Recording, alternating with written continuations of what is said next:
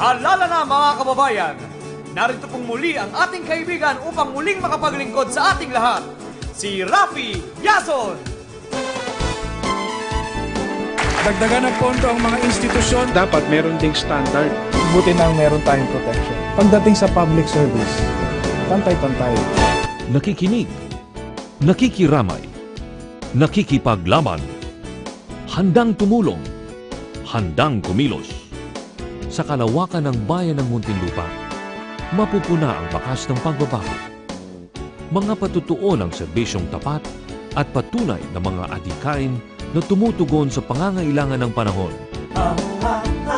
Tayo na sa darating na Mayo for Congressman.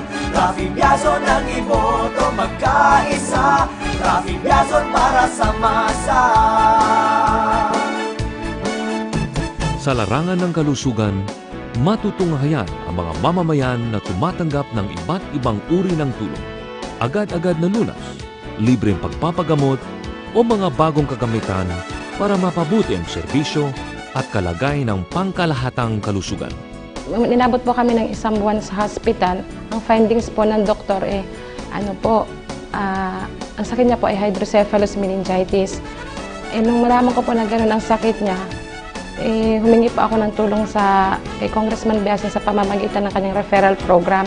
Yung ambulansya ngayon, ang totohanan, kahit mga taga-lukto na sana nakakagamit ako ng alabang upang sukat na iliran may ambulansya yan.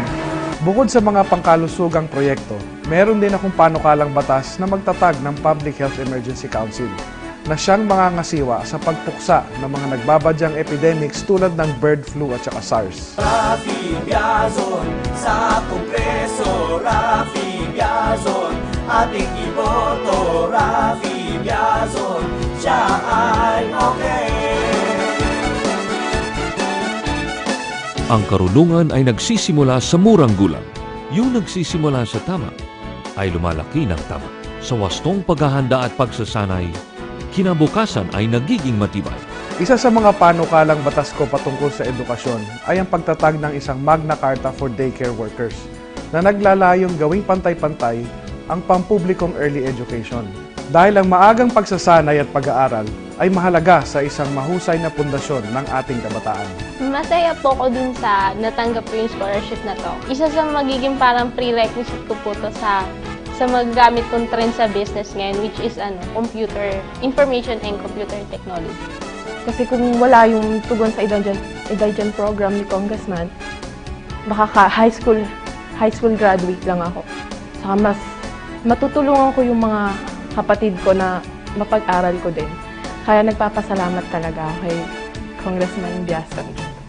Nakapag-train tayo ng higit sa 800 mga teachers sa ating Computer Training for Educators and Resources for Students program, na kung saan nakapagbigay naman tayo ng computers sa mga paaralan at nakapagsanay tayo ng mga teachers sa computer-aided instruction.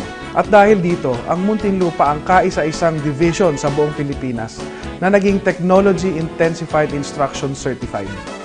Well, computer is the most exciting station in the TII room.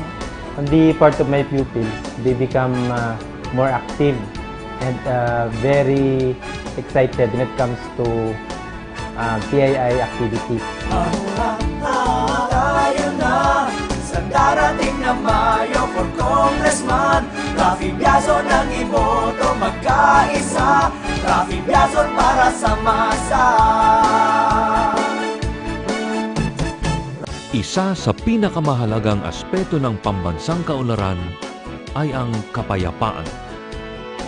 Sa ligtas at mapayapang kapaligiran, panatag ang mamamayan at nagkakaroon ng tiwala sa bayan.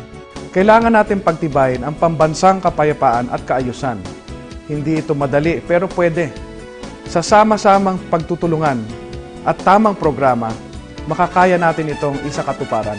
Dahil nga sa totoong pagsuporta sa amin ng aming Congressman Rafi Biazon, lahat ng aming pangangailangan, malaking bagay ang nabawas na mga insidente sa lahat ng klaseng krimen nangyayari dito. Yung dinonate ng Office of the Congressman na isang Revo na patrol vehicle ay nakadagdag doon sa lift capability doon sa mga initiative ng city government as far as mobility is concerned. Tayo na sa darating na Mayo for Congressman. Rafi Biazon ang iboto, magkaisa. Rafi Biazon para sa masa. Malinis at maaliwalas na daan, maayos na pagdaloy ng tao at mga sasakyan, paligid na ligtas at handa sa pagdating ng tag-ulan, pangapalatandaan na maunlad na bayan.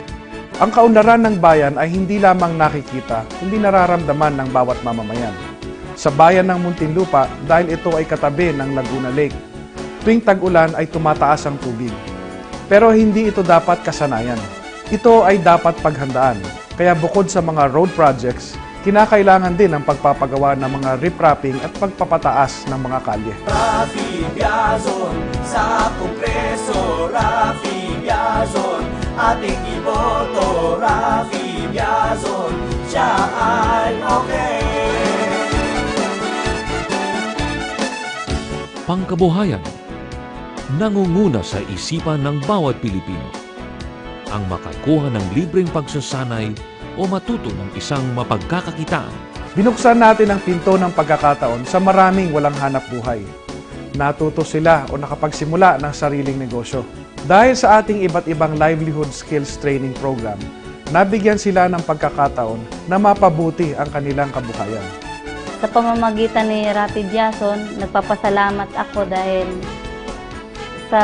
nagkaroon kami ng extra income at saka nakakatulong na rin ako sa pamilya ko. Tayo na sa darating na Mayo for Congressman. Rafi Biazon ang iboto, magkaisa. Rafi Biazon para sa masa. Ang pagpapahalaga sa kalikasan ay nagsisimula sa sariling bakuran.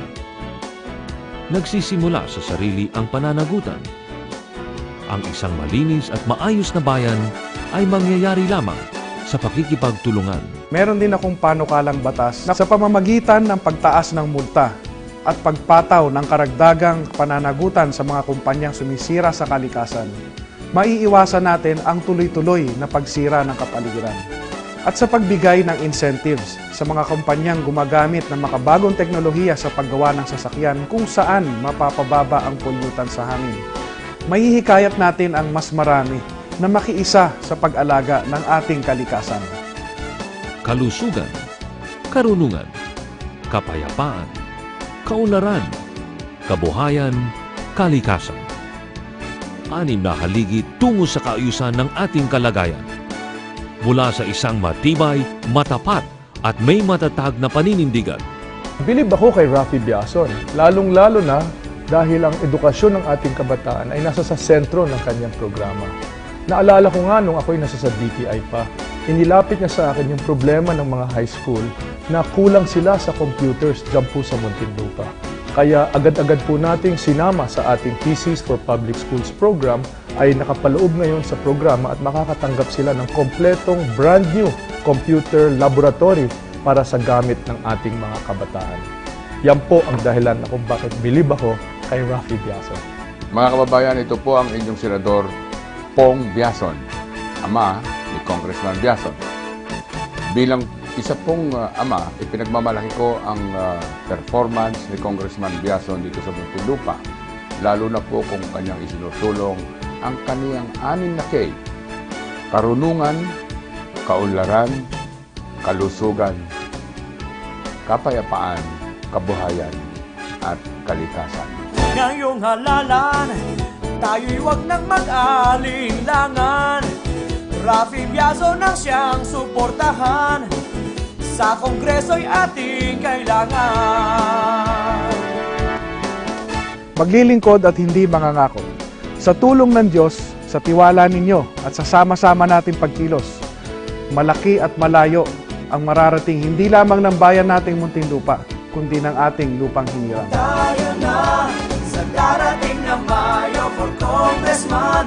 Rafi Biazon ang iboto, magkaisa. Rafi Biazon para sa masa.